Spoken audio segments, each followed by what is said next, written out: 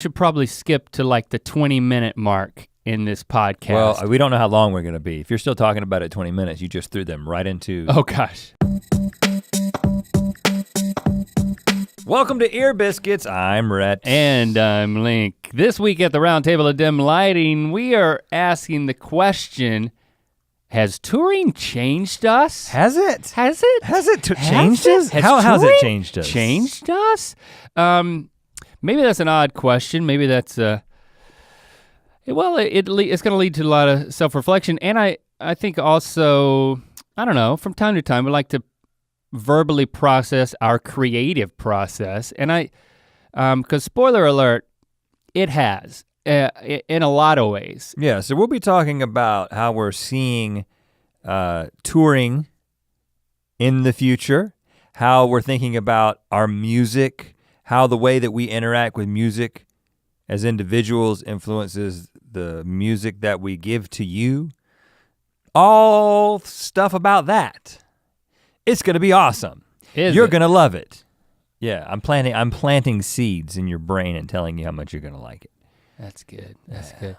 A lot of this has to do with making the decision to do the concert that we did at the North Carolina State Fair, which was a bona fide concert. It ended up being 2 hours. We can get into all that. Bona fide. But I've been saving, I haven't had an opportunity to tell you my near-death experience, which was flying to this show. And can I just say that, you know, if you've been listening to Ear Biscuits for a while, you know that a lot of times we have these stories that we hold back from each other and then we tell each other for the first time in your presence. Yeah. On Ear Biscuits. And this one, probably more than any one you've ever held back, has been the most frustrating to me, because the little bits that I've heard are that you had, this was an intense, death-defying experience that may have changed you. How has my flight to Raleigh changed me? And you've kept it from me. Because it has. For weeks, so that you could wait to tell it on an Ear Biscuit. So hopefully all the steam hasn't been let out, because. Yeah, well, I don't want to build up the story too much, but I do want to share it because, I mean, it had me shook. Once again, I'm shook. Everywhere I go, something happens and I'm shook. Shake it, shake it. Is that shake a it, money song maker. lyric? It's just parlance of our times, you know? I don't think of our times, maybe of a time gone by. Shook? Yeah, I mean, the way that you used it, I think you made it sound like it was from the 50s. Well, here's the thing. So you flew home a day or two before me because it was around your birthday, and then I was trying to minimize my time away from my family. Your family was going with you, so.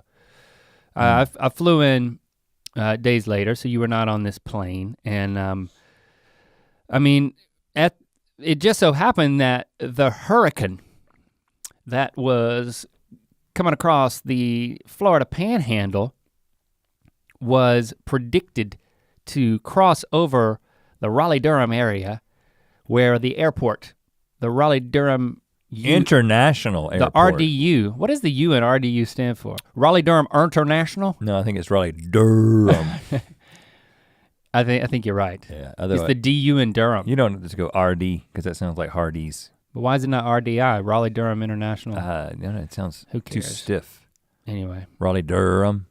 You start to get a little shook, pre-shook. I got a little pre-shook, because I'm like, am I gonna make it to the show? I mean, we're supposed to be flying into North Carolina at the same time the hurricane is flying across North Carolina. Matter of fact, there's a hockey team there called the Hurricanes. Yep.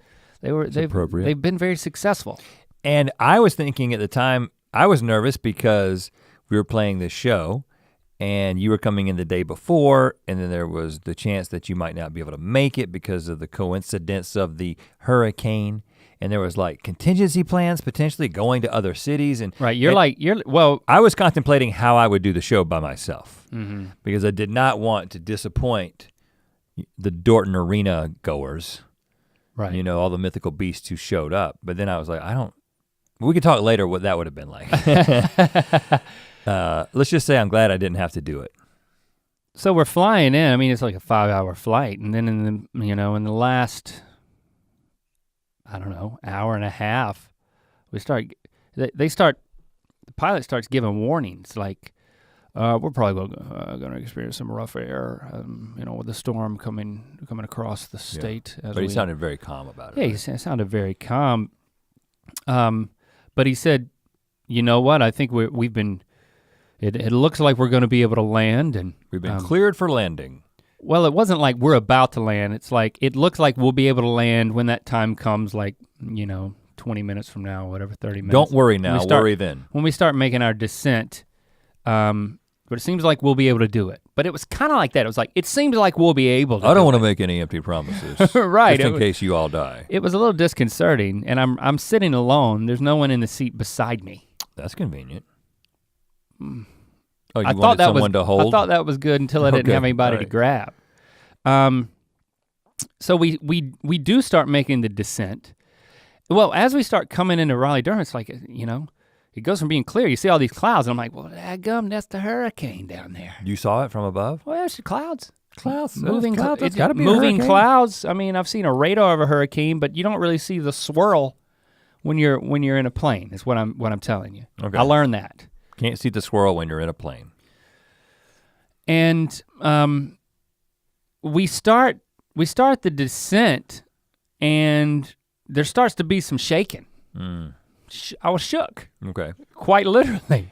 And how did this initial shaking compare to normal turbulence? Maybe a little bit more aggressive, but I never get worried. Yeah. I never get anxious because I have this magical ability, like if there's nothing I can do, I just check out, and I'm like, all right. Yeah. What I don't have any control. I'm exactly the same way. I'm super worried about getting to the airport on time. Right. But as soon as I get through security, there's it's just nothing like, I can do. What? This plane could turn upside down, and I'm not in control. So they make an announcement where we're gonna be hitting some rough air. Okay. You need to buckle up, stay in your seat, and they start the descent. And then secure your peanuts. We go into the clouds, and it starts getting shaky. And about that moment, a woman comes walking from the back up to the front. She wants to consult with the pilot? And then a flight attendant, stewardess I was gonna call him, but I'm not gonna do that. Yeah, you shouldn't do that. Who was buckling herself up, stands up and says, no ma'am, you have to go back to your seat. And the woman goes, I have been holding it a long time. I have to get in there. And she goes past the flight attendant. Flight attendant kind of like exasperated, shakes her head. Well, you gotta choose. You gotta choose your. Sits down and buckles battles, up. I'm like, all right, girl. And then peeing on yourself or having your neck broke in the bathroom. And then which one's worse? We start going into the clouds, and it really starts shaking. It was disconcerting. And then we come out of the clouds, and we are in a sandwich between clouds. We were in between two layers of clouds. It was very bizarre. You see the swirl then?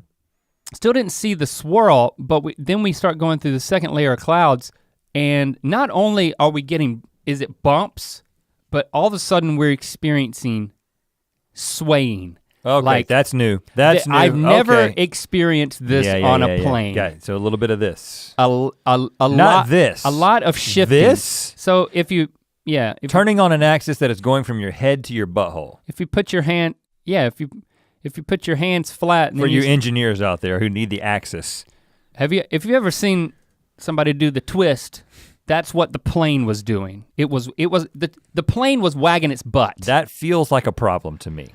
I have never felt anything like it. And it was just, I mean, it made the plane, as huge as it was, feel small. Like all of a sudden. Any part of it enjoyable? Not at that point, man. I mean, it was nasty. But you still weren't worried about your life. I started to be because a toddler. Your wife was. Let me just say. So your wife texts me while you're in the air. I'm currently on the I'm on the ground in North Carolina. I'm in Fuquay-Varina. This is one of her worst fears for herself. Yeah. No, actually, I was in Raleigh because I was eating. Yeah. I went to my birthday dinner that I shared. You were underneath the hurricane with my 16-year-old nephew who shares my name. Isaiah Rhett, we call him. Well, we call him Isaiah, but. What, does he get it on the weekends or something? No, but we shared a birthday dinner together I rode in a limo with a bunch of teens. It's awesome, smelled incredible. And it wasn't the birthday celebration of Yacht Rock from last year. No. 41's a lot different. It's like a flat tire. Your wife texts me and says something about, I'm worried about Link being able to land.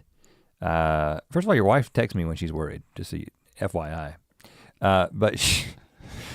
And I'm like, well, you're a friend. She can text male friends. I'm cool with that. I'm like, you know what? You don't have anything to worry about. I'm currently on the ground in Raleigh. It just feels like it's raining a little bit. It's not even windy. It's not gonna be a problem. Well, apparently, that's what I said. Apparently that's why they gave him the go ahead to land. But I mean, a toddler a few rows back starts screaming, "What's happening? What's happening?" And I mean, again, a toddler? A toddler. Okay, like a 2-year-old? Like a kid who can barely speak is saying what's happening. That's the best kind. Again and again and again. And it took everything in my being to not turn around and say, "Shut up, we're crashing. Just shut up about it." Everybody else is just kind of like, just getting quiet. What's happening? Now, the week before, I had decided to watch with the family to introduce them to the amazing television show that is Lost, starting from the pilot episode, which I forgot that the entire pilot episode, matter of fact, the whole first season is just a reliving of the most cataclysmic plane crash you could ever imagine. A plane literally splitting in two because of turbulence. And I watched this the week before, so I started to feel nauseous. Did you start looking around and think, am I gonna be the leader? Am I gonna be Jack Shepherd or John Locke?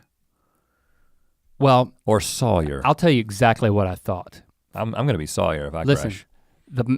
the plane started to beep in weird ways. Like alarms started to go off in the plane. Oh, that's awesome. Wheelp, wheelp, wheelp. Okay. Like never heard that before. Yeah, and we're still doing this like shimmy shake, like shake alarms. Yes. What is the kid saying now? What's happening? What's happening? Still saying that. Okay. I didn't have anybody to talk to. I was literally feeling nauseous. Like I was like, all right, I'm gonna grab this. Where am I gonna vomit? My shoe? No, that sack. Yeah, you got a sack. And I thought to myself, Link, make up your mind right now. You're gonna survive no matter what happens. I literally had this conversation with myself. That's an interesting intent. And it was weird because again, it's like I know I have no control and I'm like, I haven't been watching those safety videos, man. All you gotta do is jump right before it hits the ground. Yeah, like an elevator. You'll survive. Right, a falling elevator. Yeah, physics, man. But literally I thought to myself, okay, no matter what happens, just grit your teeth and survive no matter what. Like if you're gonna crash or whatever, it's just have an attitude of survival. I've never had that conversation with myself, like just gearing up for it. And then there was more swaying and a huge drop, like free fall, bam! Oh no! And we're in that second layer of clouds. That's when the plane splits usually. And I'm like, oh my gosh, please just let me see the ground. But please just get to the ground. We can do this. And then all of a sudden, we clear the bottom bun of the hamburger of clouds. And I see the ground. And that ground is a lot closer than I thought it was gonna be. Oh yeah. By that point. And that's not good. That's what you don't want. And then I'm like, you need altitude. And of course I know the geography. So I know this is Jordan Lake and we're approaching in like plane speed. We're rapidly approaching landing, which is at least good that I feel this close where to the you're ground. gonna die. I know we're gonna. You've got a landmark for your death spot. No, we're really close to the landing strip. Okay. But then even though we were out of the clouds, we were still shimmying. Oh gosh. I mean, again, it wasn't like once or twice. It was unlike anything I've ever felt in a plane. It would be like sidewinding on ice in a car. Anyone throwing up at this point? Everybody was quiet except for that. Even the toddler shut up. Yeah, good. Once we hit that big drop. That's what it took. And so we were like going up and down and shimmying. I'm looking at the ground and I think I'm gonna vomit and die and do whatever it takes to survive. And I'm convinced that the plane felt so small and it was moving in such an unnatural way that I could totally believe that at any point it could just be slapped on the surface of the earth, just like whoosh. You know, that drop we had a few minutes back, if that drop happened right now, we would slam into the earth. We should have put a trigger warning on the front of this video. If you're like really, okay, I'll do it right now. We'll slap this at the top. We've done it before, we'll do it again. If you have a deeply rooted fear of flying, well, not really. Say, before we get started today. Yeah, do that. Before we get started today, Link has a trigger warning. If you have a deeply rooted fear of not flying, but crashing in a plane, you should probably skip to like the 20-minute mark in this podcast. Well, we don't know how long we're gonna be. If you're still talking about it 20 minutes, you just threw them right into oh gosh. the nexus of this conversation. I think that's the most dramatic part that we just talked about. So okay. We didn't get slapped into the surface of the earth. At that point, I see the runway and I'm like, whatever you do, don't land. I'm like sending a message to the pilot through my passions. Just I don't know what that means, but I was scared. Your passions? I was so passionately hoping that he would not land because it seemed impossible. And then we're over the runway and we're about to land. No. Yes. Like how far off the ground?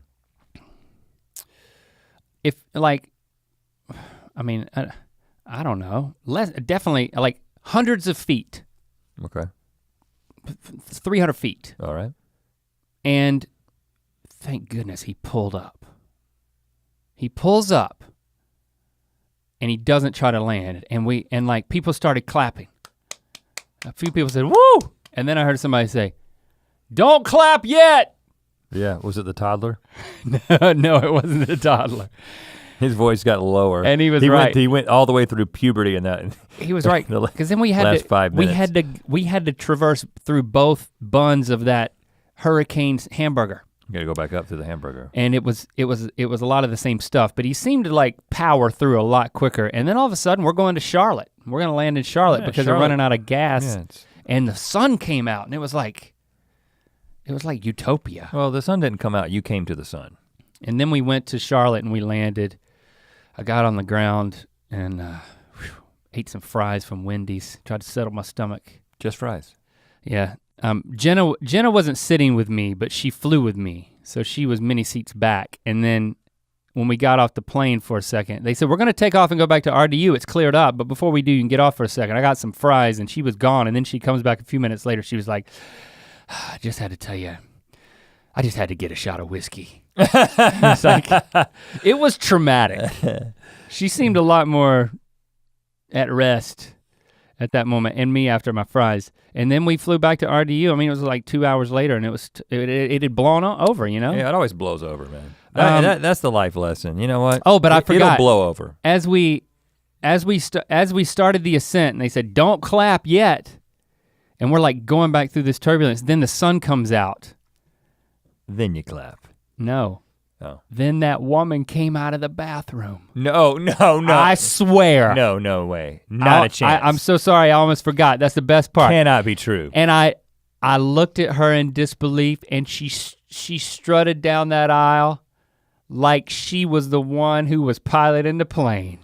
Hold on. She had saved the day. You're not making this Cool up. as a cucumber. She was in the commode. She was on the whole commode time. through everything I talked about. You don't know if she was on the commode. She was. She may have been doing like some sort of like 4-point contact stance. Right, she's like Tom Cruise in Mission Impossible, whichever one that one was, where he's like dangling from the spider rope.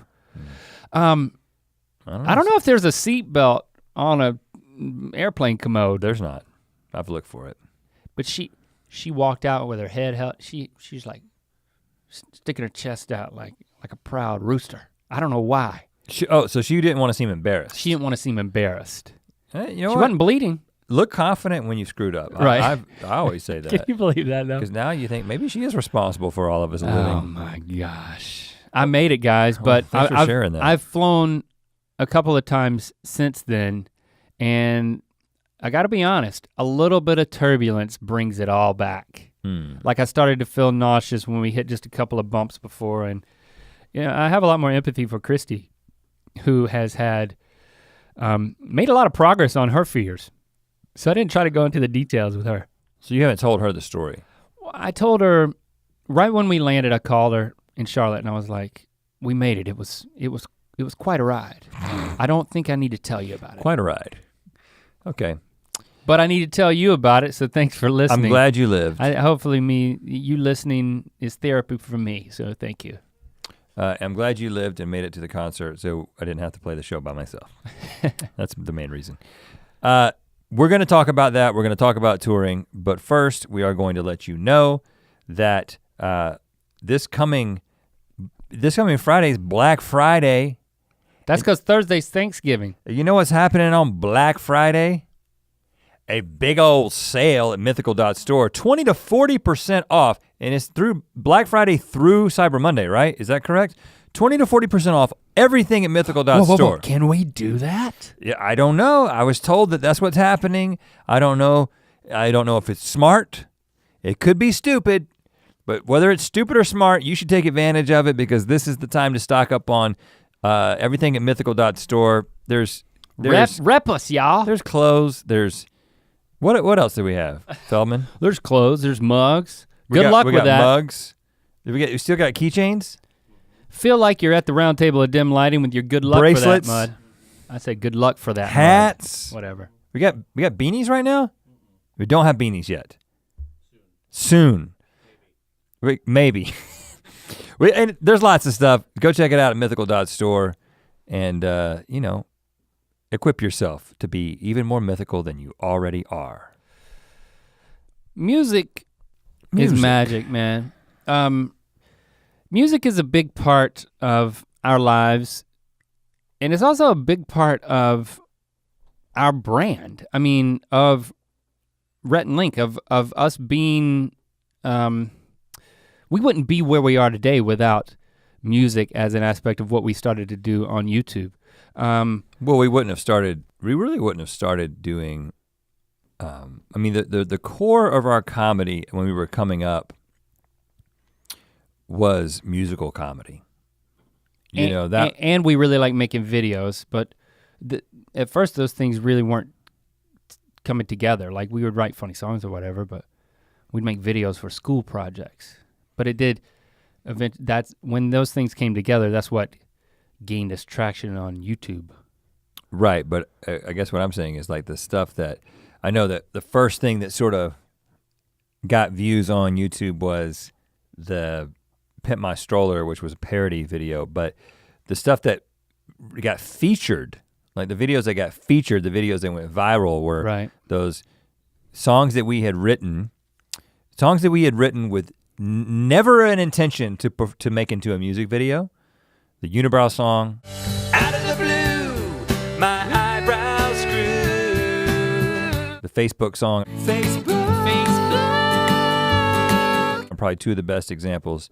Songs that we wrote with a live audience in mind. The unicorn rap is what we call one of them. What do you think about Rhett Link? MC's extraordinaire. Actually, we didn't call it that until we decided to make it into a video, and we just added unicorns. And that actually, we thought that would get the clicks. Actually is a little different because that was only ever intended to be a video because it was like for like an intro or whatever. Yeah, that's true. But like you think about the ones that actually, because nobody really watched that one either, but the ones that really got traction in those early days, there were songs that were written with a live audience in mind that then when YouTube came along, we created music videos for them, and that was sort of the beginning of what Rhett and Link comedy was. Mm-hmm. And in a way, we are returning to those roots. I think that's one of the things that is happening as a result of us touring. Well, I sometimes I enjoy kind of connecting the dots in what it is we're doing now and what brought us to this point. Hopefully, as a listener, you will enjoy kind of tracing some of that if you're interested in our creative process, or I don't know why you're interested in this, but I am, so I guess I'm gonna talk about it. But we decided I guess the operable question that we're asking is how has touring changed us? I mean, it's certainly altered and informed our career trajectory, even currently, and I'm actually very excited about where it's going. So I can unpack that a little bit. We decided to do the show at North Carolina State Fair. And just to do a concert, just because we were itching to do a show, we were willing to entertain their offer or their invitation to come because we had toured the previous fall with our tour of Mythicality, which we were only willing to entertain the possibility of doing that because we had written a book, and it's like if you write a book, you're supposed to tour in some way, but we didn't want to do a book tour, so we did a stage tour, and then we had to like make a whole stage tour thing, and then, so this, even having a willingness to go on tour, which is something that people brought up for years for us. It's something that only writing a book pushed us over the edge to actually do it. Well, we had always shied away from it because one of the things that made YouTube so attractive to us was the fact that we could create things and reach a large amount of people without ever leaving a studio and being able to go to work and then come home and be with our families. And so that's what YouTube afforded us. And I do remember that we talked about this particular thing in a whole other podcast when we were at some point in the process of the tour of Mythicality. So It's not that we have to rehash that, but I will say that having gone through the experience of the tour of Mythicality, we're now like, hey, we find ourselves being invited to have more stage appearances, to like meet more fans and to travel more places. I mean, going to Australia was amazing. That was another Ear Biscuit where we talked about. And we knew that even though the show was based on the book and kind of goes through some different aspects of the book, we knew, well, if we're gonna get an audience together and we're gonna perform for them, we know that we're gonna do some live music because in one sense, that's our bread and butter. That's something that we really enjoy doing and we think we do it well. But we did this exercise where for the tour of Mythicality, where we said, okay, well, we need to perform X number of songs, it's like 5 or 6 songs. We should at least write a new song for this. And they need to tie into kind of the narrative. Yeah, they need to be something that makes sense based on where we're at in the show. Right. But they also need to be the kind of songs that make sense to perform live. And the result of that was picking some songs that, and this is actually the case, a lot of people are like, how did you choose the songs you did for North Carolina State Fair? We'll get into that. But how we chose the songs for the tour is what songs can we confidently perform live? They will sound good, and the jokes will work for a live audience. And as a result, we ended up going into places like going all the way back to a song that we wrote over 15 years ago, the Middle School Girlfriend song. Mm-hmm. Updated it, made it what we think is significantly funnier than it was originally, and performing it and then writing a new song. And then, anyway, it was a totally different process that really whet our appetite for then saying, let's do this more seriously, take the show to the State Fair. But not take the show. We decided do a special show. We decided, I can't remember exactly what made us decide to say yes to that invitation, because that's something we normally just wouldn't say. Well, we can't. We did it to I remember because after having done the tour, which was incredible in a lot of ways, I mean, we talked about it multiple times, but like being able to be in the room with Mythical Beasts is very special. It kind of, we were open to. It goes beyond what we've been able to experience, just digitally with people online. And it was a hometown gig, so we were open to, so well, maybe we should go, it'd be cool. It's like we saw Merle there, it's like a lot of memories associated with that. But the reason we committed to doing it is because we said, if we do this, if we commit to an all music show at the North Carolina State Fair. But why did we even think an all music show? Because I know what you're about to say, but what the idea to just do a concert and not do another tour Mythicality stop? Because we want to do something that is even further reaching and broader, more broadly appealing. That was my reason. And we didn't want to, we're not gonna keep touring with the tour Mythicality anymore. Yeah, do something that is what we feel is the best parts of the show, and we've got more songs where those came from, and we can write some new ones. And it's more expected. I think people, at least a segment of the fans, they were expecting okay, if I'm gonna come to a show, if you're gonna perform songs, isn't that a concert? Well, it wasn't. Yeah, well I think So a lot of it people have made always sense. thought that if you come, a lot of people who've become Mythical Beasts in recent years think that when we say, when you hear Rhett and Link live, they think they're going to see like Good Mythical Morning live. They think that they're going to see like us on stage, eating weird stuff, getting people on stage and but that's because those people got into the game a little bit late and don't realize that, well, the thing that we're passionate about, the thing that we love to do, and we think the thing that is the most entertaining thing that we can do in a theater or in a Dorton arena is music. And I think the other thing, and then here's the thing we found. I'll skip to after the show. Once we started meeting fans after the show, a lot of people had Tour Mythicality shirts on. They had been to that show, and then they had been to this concert. So we would always ask them, which one did you prefer? And if they had a preference, where I'd say maybe 60% of the people we asked did have a preference. The remaining ones said, I loved both of them. It's just like they're just, encouraging fans. But if they had an opinion, it was, I liked the concert better. I like what I just saw better.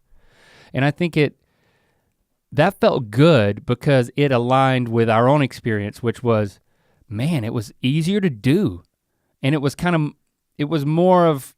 in that wheelhouse of we're performing songs.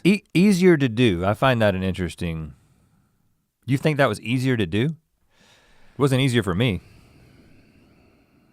It was definitely easier for me. So I guess for me it was like, there was no pressure beforehand for me. I can understand why there's more pressure on you in like having to carry the rhythm on your guitar, to play the guitar for all these songs that, and having to relearn them, Or transpose some of them to guitar that never weren't written for guitar to begin with. I have a horrible memory when we had monologues for the Tour Mythicality. And that's really hard for me. But for some reason in my brain, like lyrics and melodies and all that's very easy for me. Of course, I'm also not playing a guitar and singing and have to relearn that, but like, I don't forget lyrics that much. I think ultimately, I had it easy. I would say ultimately, a music show is way easier once I actually lock in what I'm doing, but I had not, in fact, again, it goes back to the reason we did it. We did it so we would have to force ourselves to learn how to turn these songs into acoustic songs that we could perform, be able to sing for almost 2 hours. And so I had a lot of questions about whether or not I was going to get through that and not forget things and be able to play the guitar parts and all that. I screwed up a number of times. Most people probably didn't notice. I definitely did, but so I think ultimately it will be easier. For as long as it's been since we've played those songs, or having never played many of this, maybe half of the songs we had never played live. And then a third of them had never been played on a guitar ever. I'll give it to you, man, you did a great job. Well, it was all just a track. I was just pantomiming the guitar the whole time. Oh. You didn't know that? It was just a track. I'm just really good at looking like I'm playing exactly what you're hearing. That's not a bad idea. All the screw ups are built in. It's a big show. The whole thing's a facade. If you let me in on those secrets, then I won't spoil them for everybody else. Okay. So I was encouraged that people were like, this is what, I love this is what I want. And plus, the banter in between songs is very much like the unscripted moments of Good Mythical Morning. So it is kind of like you're getting a Good Mythical Morning experience as opposed to like this theatrical, dramatic, scripted, sculpted experience that was the book on stage kind of thing. But you bring up the point that I want to camp out on, which is, you said, you knew if we made a decision to do this concert, we knew in the most general sense, it would lead to something. Like every time we do something new, it stretches us, it challenges us, it aligns us. It's like we gotta hunker down and figure it out, right? And it's a new creative endeavor, and something will come of it. And I think that's what's so exciting is having done that once and having when it was over, it's like, yeah, we can do this more, And we are. We should go to London and do this. Do it at VidCon London. And we're gonna and do then it we're more. gonna go from there. But it's, you know, it's exciting when even if it didn't go well, it would lead to something. Everything you do leads to some other decision that you have to make creatively. And I was very encouraged that that having done it's like, yeah, we can do more of it. And then the fan feedback was, yes, please do more of that. Yeah. So there was also an alignment there. And it also forced us to write some new songs, which is something we haven't done. I mean, first of all, it's such a big part of who we were, and then we stopped doing it. Well, I don't want to, we haven't stopped writing songs because Well, that's true. you know, we did an album with each season of Buddy System. And I even tend to forget that because I feel like it's kind of, And that was a lot of songwriting. it's Buddy System is hidden over there. Like I act like Buddy System doesn't exist. We poured so much of ourselves into Buddy System. I know we talk about it every time, and then so many of you haven't seen it, but get YouTube Premium if you want to see it. We it. poured a lot of ourselves into it, including a lot of songwriting. But it's a little bit of a, you know, it's a little bit of a shame in that so few Mythical Beasts have seen it. But I think, what we have gotten away from is the songwriting process that we employ for the live performances.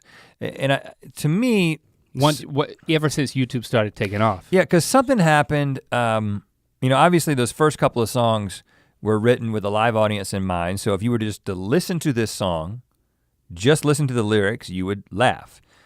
And then once we had the visual component added, we started writing songs knowing that they were primarily going to be received as a music video. And so you would we would literally be sitting there writing lyrics to a song, and we would say, okay, well, this will be the lyric, and this will be the thing that we're showing. Right. And so it was this incredibly visual experience where because we thought we weren't writing a song, we were writing a music video. We wrote things with a music video in mind from the beginning, and that's a drastically different process. And that's also, frankly, one of the reasons that some of the songs you may have expected us to play in our live show, we didn't play, and then others, for some people, you know, because one of the things we did in the show is we had an acoustic set. We started with an acoustic set, including some old songs that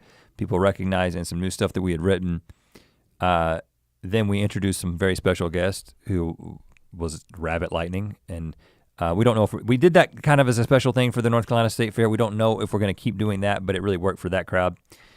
And then we brought out the songs that we felt obligated to play. I mean, I'll give you my perspective. I know your perspective was a little bit different, and I think that the fans reminded me once we talked to them like how I should actually think about it. But we knew that we had to do Epic Rap Battle, Nerd versus Geek. I troll brony sites, you look like an actual troll. I'm fluent in C++, see you just suck. Epic Rap Battle of Manliness. I'm too much man for a manicure. I don't even have cuticles. For the sake of convenience, I keep a urinal in my cubicle. I'm on Vacation. But it's still okay, 'cause I'm on vacation. I think he misspelled the word vacation. Belly Button. It's my belly button, my belly button. And we had it So Dang Dark. I'm not afraid of the dark, I'm afraid of what's in the dark. That wasn't necessarily a must play, but those songs that have the most views of anything that we've ever done, you know, the songs that if you don't know us from anything else, you might know us from those music videos. You have the most views except for, you didn't mention OCD. I gotta make things right. OCD doesn't apply. which is where we took a different strategy on OCD. We did play it, but we'll talk about that in a second. And we were very self-conscious. First of all, we knew that we were gonna try to do a show that didn't cost us a lot of money. So that meant we weren't gonna have a big screen. Now, the Tour Mythicality shows have a screen behind us that's an integral part of the show. But that's a very expensive thing, and it raises the cost of us actually doing the show. And we were like, especially for a one-off show. if there's a way to do this show without the visuals, then we should try that. And so we were like, okay, well, that's just gonna be us up there rapping. And if you listen to a song like I'm on Vacation, especially I'm on Vacation, you're like, oh, this is so much about the visuals. So many jokes are referencing what's happening on camera. If we don't have a screen, can we still do this? Does it make Will sense? it make sense? And also there was And my point is, well, how many people are there who've never heard of the song? Right, you're right. And I'm always thinking or about seen the music video. I'm always thinking about the person who is walking in for the first time, probably to a fault. I'm always thinking about the audience who hasn't heard us I yet. thought this was the tractor pull. Right. And so But I'm gonna sit down because they're singing about vacation. and we also felt pretty self-conscious about getting up there and rapping. And so we did I don't want to give away everything that we did because we'll probably do it again when we tour, but we have a way of couching the fact that we're performing Yeah. these We songs addressed it. that are visually motivated. A couple of notes. I'll say in VidCon London for that show, there will be a screen, I believe. So it's not that whenever, don't assume that, if you really want a screen, I'm not gonna say there won't be screens for when we come to your town or whatever the case may be, or for VidCon London.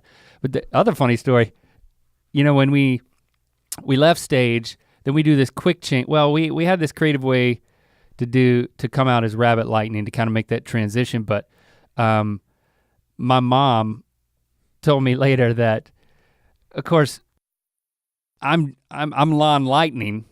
I'm Lon Lightning. I come back out there and I'm talking, and Lewis, my mom's husband, technically my stepdad, but I don't call him that because he married her after I was married and had a child. He's just my mom's, he's just Lewis, okay? Don't worry about it. I love him. I love Lewis. And that's what I call him, okay? He's not my stepdad. You could call him Daddy. Probably think it's cool. Just call him Daddy, Papa. That would be Granddad. Okay, so anyway, my kids call him Papa. So it's cool. He leans over to Mom. He's like, he's good. It's like, my mom's like, what? He's like, it's cool that they let him come out there and do it. Cause we said, we got some friends who were coming out here. We're gonna give them some time. They're trying to make it in the business. He didn't know it was me. That's why he's not my stepdad. Well, you should take that as a compliment. Yeah, you're a very convincing redneck. My mom spent the next 5 minutes trying to convince, that's Link. Well, it doesn't sound like him. It's an act, he's playing a character. Well, it's good. He got me, good. And he has that catchphrase, good. Yeah, he does. My I'm kids gonna love start that. saying it, man. Good. That's what he says. Yeah, do your push-ups. You been doing your push-ups? Yeah, Papa. Good. Um, I didn't know that was you. now, It's good. Now, good, one good. of the things that that I did after, so anyway, writing some songs that didn't have a visual in mind from the beginning. I feel like I'm always thinking about that, like the chance that we get to perform for an audience who isn't completely on our side from the beginning, right? Yeah. So when we tour and we sell tickets to a show, we know that the vast majority of people there are gonna be pulling for us, they're gonna be fans, they're gonna know the lyrics to the songs, and that's just an incredibly fun love fest, as Garth Brooks would say in the video that we just watched before this. And it's just a lot of fun, but there's a different dynamic when, let's say we're going to, and we're not doing this yet, going to like a comedy festival, and it's just a bunch of people who came to be entertained, and you have to win them over like a traditional comedian. Again, I'm always thinking about that crowd, Yeah. especially when I'm writing something new. yeah. You know? That's great. Because I mean, it's not like you're gonna lose people who are just gonna love us by making something that is the funniest thing we can make. And I think that's why I'm always been a little self-conscious about getting up there and doing the raps, because it's like, no, you don't understand. This has like over 30 million views on the internet. Like people really care about this. Right. It's not just a couple of dads up here rapping, So Right. and that's a personal problem, because a lot of fans said that was their favorite part of the show. But one of the things that I did after that State Fair show, I actually don't even remember the moment that I made this decision, but it was when we decided we were gonna do VidCon London, and I was like, okay, here we go, we're gonna do some more, which means we've got a few months to write some more songs. Pressure's on to write some more original songs. Yeah. And now I have played the piano in ignorance for years, meaning that I can sit down at a piano and I can do some things that may fool a layperson into thinking that I know how to play the piano. I don't actually know how to play the piano. But if you play in the key of C and you stay in the white keys, and you can make people think that you can play the piano, right? And I have written some of the instrumentals for our songs have been written on piano, but it's very much like I'm not playing, I'm just kind of piecing things together because I know what the notes are. Yeah. But I was like, what would it do for us if we incorporated a piano into our act? Could I learn how to play the piano in time for us to actually write some songs on piano and perform them at VidCon London? Or my response was, what if we incorporate a guy dressed like a piano in our act? Yeah, we talked about that for about 15 minutes. No, we didn't. So yeah, so this is just you in your own little space thinking about this. Well, yeah, I mean, your space. First of all, we have a piano at the house, right? We have like yeah, you do. an upright piano. So what I did is I also have one of those. I sat down at the piano, as I do sometimes just to kind of mess around. And Twinkle the Ivories. And I've written a couple of songs like that. Swirl the Buddy System Season 2 Family Man Tickle. Family song. I'm a family man. Family Man song, that was written on the piano, but again, if you listen to it, it's super, very simple rhythm. I sat down to play the piano and I play for like 30 seconds and then Locke is like, Dad, could you not do that right now? Because this, it goes throughout the whole house. Yeah. And at that moment, because I was also watching a YouTube video about how to play so that you can accompany yourself singing. Because that was something I've never done because I never thought that I needed to perform it live. I was just like, I'm just kind of chicken peck this piano enough to then translate it to guitar or put it in Logic on MIDI or something like that. Right. But I don't have to actually play it and sing it at the same time. But I was like, well, I'd like to learn how to play and sing at the same time. It can't be that hard if I can already do it with guitar. So of course you go on YouTube and there's like, I learned some mind-blowing things that I had my hands backwards, not like this, not like playing like this, but I was playing the bass note, I was doing it wrong anyway. No, I wanna know how you were doing it wrong because this is interesting. Well, so what I was doing is, and I think this is a way that you can play the piano is, so your left hand obviously is playing lower notes and your right hand is playing higher notes, to put it very simply. And if you're sitting in a traditional fashion. Yeah, if you're sitting backwards, reverse it. Also, turn around so you can see the piano. Was that the start of the tutorial? Yeah. Hey, we can make a funny piano tutorial. Yeah, if you there ever you learn go. how to play the piano, Yeah. we'll make YouTube tutorials. I can't yet. I've got a couple of months to figure it out. So what I had been doing when I sat down to write something is I would play a chord.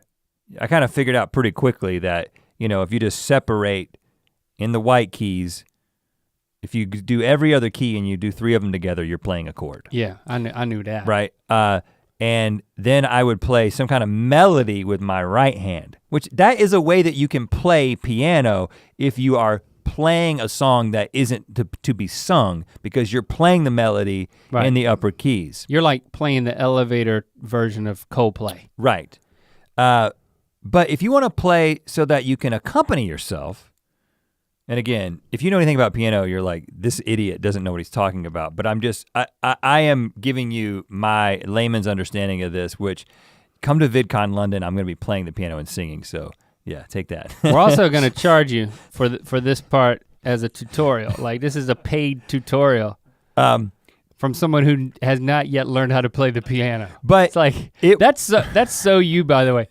Like, I admire this about you. Like, you could become convinced to like make a tutorial as you're learning. So it's just like, all right, Day 2 of me learning to play the piano. This is what you do. Yeah, man. Well, okay, so what I learned, and that was a revelation to me, is that if you wanna play in a way that you can accompany yourself while you're singing, you're playing the bass line with your left hand, and you're playing chords, basically rhythm, in chords with your right hand. And then you're playing a melody with your vocal And cords. you're singing the melody. And a lot of songs, some of the most popular songs ever written on piano, like Let It Be by the Beatles, is like when you break down the piano, it's like this is incredibly simple. Like it doesn't have to be complex. You don't have to be Jim Brickman. There's a shout out. He's like a professional pianist. Is that right? Look him up. I used to have one of his albums. What? Okay. Yeah. Please keep going. Let's forget that shout out. I think I got it through one of those Jim Brickman on Instagram. BMG music things. Anyway, so this was a revelation to me, and by the time I finished this YouTube video, You were in tears. I felt like I was on my piano, and my and I had gone back to the piano, and then the kids have been like, Dad, you've got to stop playing. At that point, I went on Amazon, and I said, you know what? I feel inspired. I want to write some music on the piano, but I've got to be able to do it whenever I want. I need a keyboard because I need to be able to put my headphones on and play to my heart's content. Guitar? Did you mean to Keyboard. say guitar? So I bought a keyboard, a Casio. I didn't want to get crazy, you know what I'm saying? I didn't want to get too expensive. Okay. Does it have the buttons for the beats? Boom, boom. It does, but Bossa Nova? I've yet to activate those. Oh, you haven't even activated. I don't play the beats. I owned a keyboard at my Nana's house. I'll play the beats for you. Once so you I can stopped rap. playing with the Castle Grayskull, I wanted a keyboard, and I put the stickers for the notes on the keys. Have you done that to I your don't do keyboard? the stickers. The stickers are in my mind. Really? Here's something though. This is something that has been super exciting. Now, I don't want to build it up because We may get busy. the song, I'm only gonna promise that there will be one song on keyboard. Oh gosh, that's gonna be hard to justify bringing a a keyboard? Okay, there's gonna be 2 songs on keyboard. Can I play too? Yeah, you can hit one, you can like hit the high notes. I think this is a bit. There's gonna be a bit about the keyboard. Yeah, we gotta justify bringing it, you're completely right. What about drum machine? We can get into that. But I'm buying a drum machine. one of the things that I have figured out is, okay, so my guitar playing is pretty limited, right? I can play a very reliable rhythm. I can play bar chords up and down the neck. You know, I can play all the standard chords. I play a few chords that are 7s or diminished or whatever. And I do all this mostly by ear, so I don't really know. When I'm playing like a weird chord, I have to like go to an app on my phone to know what I'm playing. I never took music theory. I just kind of know what chords I'm hitting. But you pretty quickly, in my experience, if you're limited like me and you never had a guitar lesson, you pretty quickly just kind of get to the end of what you can do on a guitar in terms of writing a song. It's like, okay, I can basically play in any key in the standard rhythms or whatever, but I can only do a few sort of altered chords. It's mostly just majors and minors, straight stuff, maybe a 7th or something like that. But when you sit down at the piano and you just, Does it spread for you? you combine a few things and you're like, oh, well, sometimes I'm hitting the bass note of the chord that I'm playing. Sometimes I'm hitting a different chord from the bass note that I'm playing. And what the cool thing that has happened is you begin to hear like a genre, like an era of music coming out of the piano. So like I'm playing like I don't remember what the chords were, but like I actually mishit hitting a G and a G at the same time, and the chord was a little bit too high, and then I kind of like corrected it. But just going from that step up to the G, it sounded like an 80s like pop song. And all of a sudden you just start finding that the world of music that can be explored on the piano, it just suddenly hit me, and I was like, why did I discover this at 41? Do you think that Because it makes me think, like, we got a piano in our house, and I invested in piano lessons for all 3 kids, and you know, we found a good piano instructor who I listen in on what she's telling the kids, and it's like an inspirational, it's like a college music appreciation course. She's amazing. Also teaching them guitar, and you know, it's, again, a credit to you. I think this is a difference between the two of us. I was making fun of like the confidence that you would start, you do a tutorial before you know how to do something. I was really making fun of the fact that like you'll leap in and say, I'm buying it, I'm doing what you do. For me, it's like, well, I never learned the piano, but I wanna give my kids that. It's funny that that's been my application. Cause I did have enough understanding. It's like, if you can learn piano and understand music in that way, it translates. I just felt like it translates so much more in terms of like, okay, then you can move to guitar or even drums or whatever, because of what you're describing that you're discovering as a middle-aged man. I am curious if our kids are, if they're connecting those dots, or if it's something that like is within you. Like all of our kids, and your kids too, they played for a while. But it's funny they've done pretty well. You know, because my kids are very much like me and my wife in a lot of ways, but the things that I see in them, I'm like, okay, so both of them took guitar, Locke took guitar, Shepard took piano. They took it for a while and then they kind of just lost interest, right? Yeah. But when Shepard and they both they still both want to play from time to time, but both of them, maybe Shepard a little bit more than Locke, took a very different approach, which is the same approach that I always took. Like when I learned the guitar, I've got the books and like learned how to play like some Eagles songs or how to do like some, you know, Leonard Skinner riff or something like that. But the technicality of getting it exactly the way that the record sounded, I lost interest so quickly. Yeah. I would get like an idea of what they did and then very quickly turn it into something original. Right. I was much more interested in writing songs, and I've always been that way. And I see the thing, Shepard will sit down at the piano and we want him to, he's supposed to play what's in the book, what the instructors told him to play, but he's making something up. And that's great. That really is great. I think for me it was— You really need both in a perfect world, you know, the training and then the inspiration to create your own stuff, but. Yeah, I you know, if we go back to the Wax Paper Dogs days, it was like neither one of us could play, and we were both lead singers in our garage band in high school, right? So it was, and then you were the one that made the decision, this double lead singer thing ain't gonna work. Where I think for me, it's like learning to play guitar or do anything, it's like if I feel like I can't invest enough to do it perfectly, like to invest deeply and it be a lifelong commitment, I would just rather not do it. It's just, that's a subconscious approach that I have that's like, well, I can't do this, but I can give it to my kids. You know, it's very interesting. It's just a totally different, it's a way that we're very different. Yeah, I just find it fascinating that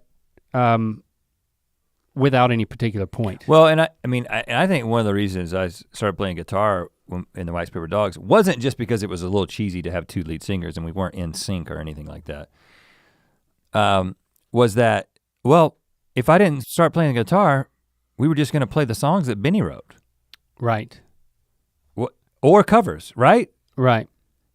If we wanted to actually create, you had to get the instrument to enable the creation. Yeah, we needed fresh rip-offs of the Eagles. And then that was when we started writing songs that were in no way, shape, or form good, but were sort of the building blocks of like learning how to play music together, which that's another thing that I want to talk about because it's something you said.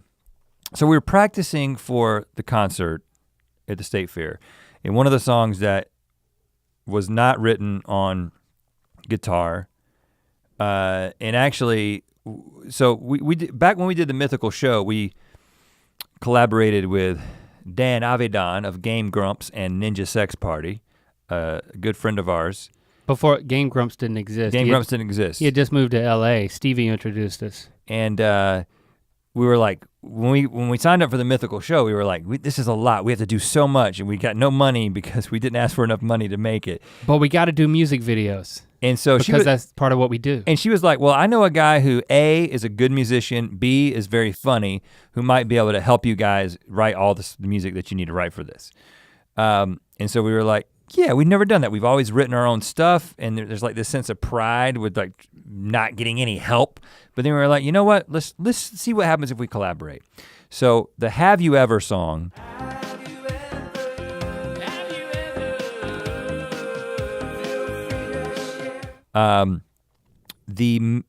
Basically the chords, and in large part the melody was written by Dan. Actually, and a lot of the lyrics. I think specifically they were written by Ninja Brian, because the music part. I don't think Dan. I don't know for sure, but I don't think he plays anything. I think he's like me, and I think that Brian is like you. And he plays keys and plays all the multi-instrumentalist is Ninja Brian from their band Ninja Sex Party. Because we said we wanted to do something that was like Hall & Oates. I don't. Or did they just? No, is that what they just came back with? Because that's kind of their sound at the time. They have such a 80s soft rock sound. I mean, look at they put out 2 cover albums and they like got Toto and stuff on it. It's amazing. So he just does that. They do that on instinct. So we determined we want a song called Have You Ever that's like, things that you can relate to that then increasingly goes to crazy things that just like it falls apart. And we may have written some jokes that he could take and turn into lyrics, but and then they came back with a demo for us. First time we had ever collaborated with somebody musically, it was over email. And we were like, because we never met Ninja Brian. Not at the time, no. And we were like, well, he lived in like England or something. He was like studying in England at the time, yeah. Or he was a professor. I don't know, lots of weird stories going around. You can't believe those guys. Anyway, the demo came back and it had this 80s vocal effect on it. We're like, damn, this sounds like Hall & Oates. Yeah. We didn't like the chorus, so we rewrote the melody of the chorus and worked with our producer Mark on it. Okay, yeah. That's a part of the process that I really enjoy. Again, I like to take something and tweak it. I like to perfect things. I don't, so starting from nothing, thin air is a nightmare for me. It's like a plane crash. But but the thing, give me something. The thing that you said when we were practicing, and Have You Ever, there's a moment at the end where it kind of you just start going nuts singing. Yeah. Now, first of all, I had to translate this very like Hall & Oates 80s rhythm that needs to be a drum machine and a keyboard into a guitar, which it loses a little bit of its Hall & Oates-ness. Yeah. When you translate it to guitar.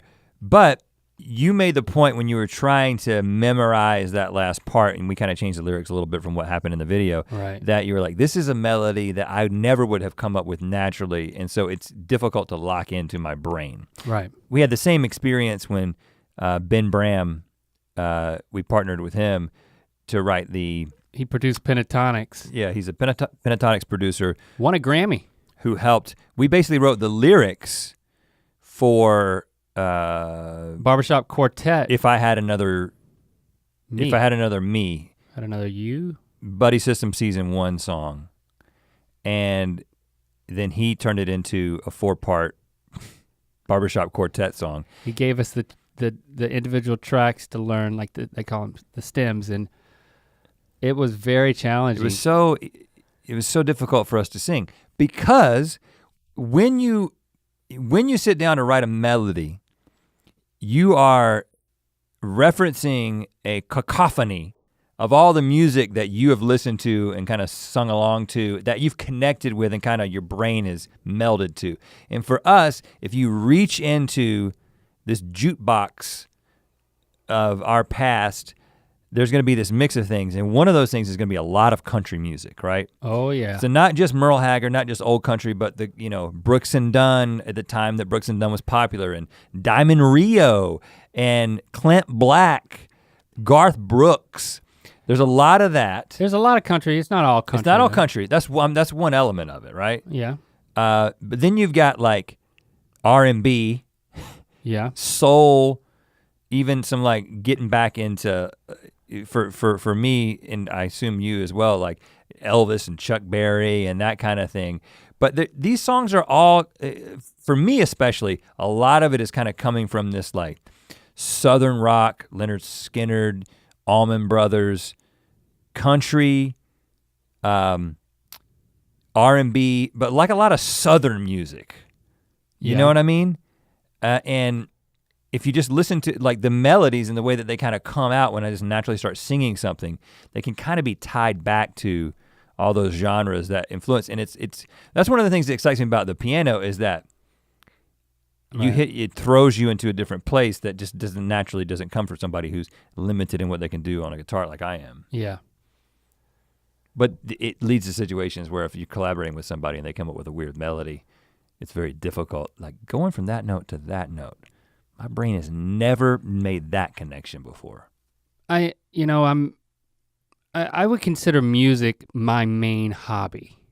I think that the main things I like to watch are music documentaries. I've started just the habit of just laying in bed and listening to music. And then I started not just listening to music on headphones while my wife is already asleep or something. She usually goes to sleep for me. I'll just lay there listening, just analyze. I just love to analyze. But then starting to watch music videos. Like I got on this Chicago kick. I was telling you about this where I was like. Well, you were telling everybody about it. Yeah, I couldn't There stop talking. were like three dinners that we went to. I don't know when this is coming out, so I'm not gonna. We recently took a trip for to shoot some GMM in another place. I don't know when this episode's coming out in reference to when those are coming out, so I'm not gonna give away what it was. You mean Memphis? Can we talk about that? I don't know. Who cares? We We went to Memphis. And We went to St. Jude. We're talking about it. It was awesome. There's gonna be videos about it. I can't keep this stuff straight anymore. I went back to I couldn't wait to go back to my hotel room and just listen to music by myself and have my own quiet space. But then I started watching Chicago, the band. On the next meal, what I'm getting at is like the breakfast after the night. Like we would get together in the morning, we're getting ready to like shoot the next video, and we're all kind of like in the hotel lobby eating something. And you would start talking about what you experienced in the documentary, and I would kind of look around and I was like, who in this group is actually listening to Link right now? And my impression was no one. Well, did you know that Chicago, the band, the first lead singer, he passed away in a tragic situation that I don't want to go into. But then the second lead singer was Peter Cetera, this amazing vocalist. And then I'm watching this weird videos on YouTube where he's leaving the band and it's really weird and the songs are amazing. You're my inspiration. And they brought in a third lead singer and they Chicago revitalized their band across 3 amazing vocalists. That's just not something that anybody can do. Until the next night when I discover Genesis did it. Let me watch the VH1 behind the music on Genesis until I fall asleep. Are these just uploaded to YouTube? Yeah, like they're ripped on YouTube, 4:3 ratio. I guess the point I'm making is that, I love music. I love how it moves you. When you talk about melodies, I'm so obsessed with hip hop because it seems to me to be changing so much quicker than how I've experienced any other music changing. And it's a puzzle to figure it out and to appreciate it and not just write it off. And then once you hear someone who's amazing at it, like, okay, you can reduce what Migos does to, again, I don't wanna go off on all these tangents. We should do this in another podcast. And you study the rhythms, it's like, okay, it blows my mind. If I listen to Post Malone, not just because I've met him and he says he likes us and he seems super cool and that makes me super cool if I listen to him. I came to a conclusion one night, just in my cans. The dude is a melodic genius. And I'm not saying that because he thinks that our show is entertaining. But that helps. There's a certain moment where you can just listen to music and you're like, whoa, I get it. And I understand how difficult it is to invent what he did. And but hip hop is the place where super distinct too, as is demonstrated by the episode that we had him on GMM.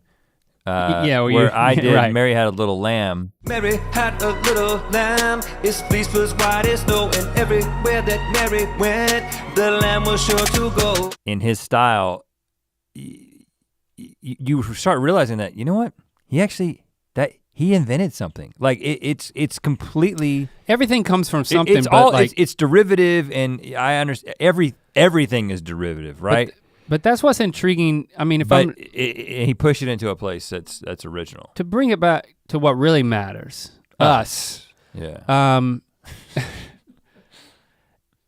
I get a lot of joy out of that. I mean, it gets very frustrating. I know it, and many times when it's like we're trying to, hey, why isn't this song written? It's over. We've got it. It's like because. It's like painting, man. I'm not gonna tell you how. Well, it's fun. I'm just really glad. I think the answer to the question for me is what did touring do for us? Is it reconnected us with our passion for music, our connection to music, and how that's a part of what we create. It's just such a different way to create. And I'm specifically, and then the live performance. I'm specifically excited about. I mean, even the songs that we wrote that those of you who came to the NC State Fair show heard, the songs that were written with a live audience in mind, and the songs that will be written with a live audience in mind. It's just not saying that they won't then one day be turned into a music video, but it always works. I believe they will. It always works that way. So if you write something that is funny with just sound, you better believe that adding a visual is only gonna make it funnier. It doesn't always work the other way though. If you start with and you have the video handicap in right from the beginning, and then you try to perform that song live, if people don't have the visual reference, they may not get it. So I'm super excited about that because I think it's the comedy quotient of those songs is that much higher, but it's also just, we're kind of discovering that we didn't think it was gonna be a part of our, greater strategy, but I think that playing music live for people, at least in moderation, not crazy world tours where we're gone for months at a time, but short stints in places is a part of what we're gonna do creatively. In the next phase of our creative endeavor. We've come back around to it. So I think that's it. That's the answer to the question. That's the huge takeaway is as we think about 2019, that's an aspect. And some opportunities start to come out of the woodwork, It's like some really cool stuff that we got an email 2 days ago that was like, it was to play at a particular venue that's like, oh, that would be exciting. Yeah, well, and the interesting thing is that that was very vague, by the way. I love the vagueness of that. Yeah, they've got a certain venue that'd be very exciting to play at. I can't say that. I can't say that. But I am very excited about it. Because if it doesn't happen, I don't want anyone besides me to be disappointed. An interesting thing that I could not have told you, because you go back 10 years, we've been doing YouTube 12 years, but you go back 10 years and that was when we were already like in the throes of full-time YouTube, 2008. We started our business, we were doing this thing full-time. We were doing a bunch of music videos, that was our bread and butter. And at the time, Flight of the Conchords was kind of in their heyday, like, their special had come out. I don't remember the exact years that the 2 seasons on the HBO, but it's right around that same time, right? It's been like 10 years. Yeah, I think it was 2006 though. And so in terms of like musical comedic acts, you had Tenacious D, you had Flight of the Conchords, you had Lonely Island, of course Weird Al. I'm sure there's others that were missing. But the interesting thing is that 10 years later, I would have told you that there were a bunch of musical comedy duos out there or trios that are playing music and doing what we thought we were gonna do back in the day, and then kind of YouTube sort of changed our plans. But you know, here we are in 2018 and Flight of the Conchords has a new special. Tenacious D just released the new album and the YouTube series. The YouTube series that's got Jack drew all that. I watched the first episode the other night. It was hilarious. Oh, it is? And the animation is so crazy because he just drew these it's actually genius the way that he did it. It's like it's not animated. It's like a storyboard. It's like watching a storyboard, but it totally works. I mean, when he was here and he told us a little bit about it. He was like he was like apologetic. No, like but comedically apologetic. I love the approach. But I say that to say that, you know, a decade has passed. All this incredible entertainment has been created, but really when you ask people to name musical comedy acts, it's kind of the same people. We kind of got lucky that I'm super excited. I just don't consider, I honestly don't consider us in that group. No, I don't consider us in that group at all. Which my point is our aspiration, ever since we saw Flight of the Conchords in the HBO special, we were on the road doing like a college tour and in like 06, or maybe even before that, maybe 04, and we saw that special on HBO in the hotel room, and we both got mad because they were so much funnier than us. Like just so much funnier, right? And I still think that they're a lot funnier than us, and I aspire to be that funny, but what I'm getting at is that I am at the age of 41 getting ready to learn how to play the piano so we can perform a song in London. 2 songs. You can hit the high keys. I am super excited about what this next phase can bring. And hopefully we will be mentioned in the same breath with those guys at some point, right? My point is that they got old too, and they're still doing it. Yeah. Nobody came along to replace them. Now we're old too. but we got a lot more music to play, man. A lot more music to play. We got a lot more music to play, y'all. I'm excited about it. Yeah, I'm so grateful that that we decided to do the NC State Fair show, and then it led to, hey, let's do more of this, and that it's a sense of momentum, you know, and it's not at the expense of anything else. Good Mythical Morning or the other things that we're writing. Yeah, we found a way to, because there are other things that we are writing. Lots of things that we're working on that we can't tell you about yet, but music is one of them. And those of you who've been asking, is there gonna be more of this? Yes, there is gonna be more. And hopefully at some point, we're gonna be coming to a place near you. Can we end this with You're the Inspiration by Chicago? We can't, can we? I think that's illegal. We can't. You know what you need to do right now, right after this is over, you need to play Chicago. Well, bring it up in a different tab right now. You're the Inspiration. And just play you that. Can play it right now. Play that for yourself. You hate that, Feldman? You hate You're the, listen, you hate man, that song? You gotta approach it with an open heart, man. You're the meaning the in my vocal life. treatment. And then go over and listen to some Band of Horses. And you tell me, you don't like them either? You don't like them either. Well, that's your problem. You don't like Fleet Foxes? Listen to some Band of Horses and see how that vocal treatment is like a Chicago ripoff. Yeah, that's why you hate both of them. I'm not talking to you, I'm talking to, oh, well, all of a sudden you're responding as if I'm talking to you. I know I'm looking at you. So anyway, You're the Inspiration. Music is the inspiration. I think that song was written to music. If you listen to the lyrics, you can tell it's not, but let's just say it is. That song was written to music? I mean. There's a good chance of that. Do you know that there's that Average White Band song? I don't know what you mean.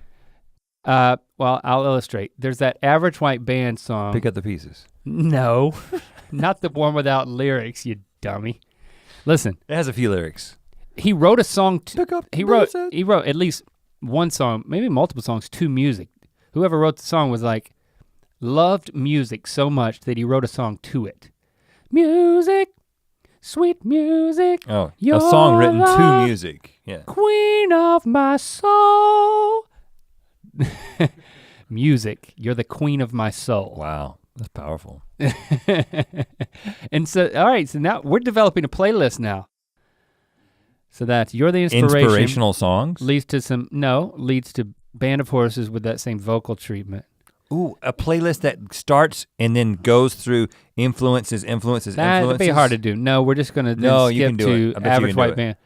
You're the queen of my soul. That is an interesting playlist though. You would go back to like, you know, Are we still recording? like a We'll talk at you next like a week. fiddler in the Middle Ages. Thanks for hanging out with us and for indulging in us just analyzing our own creative. Yeah, that was very self-indulgent. I know. That won't happen all the time. Sometimes you just need to talk about yourself. To hear this ear biscuit in its entirety and make sure you don't miss an episode, follow the links in the description to subscribe on Apple Podcasts or anywhere else podcasts are available. To watch more Ear Biscuits, click on the playlist on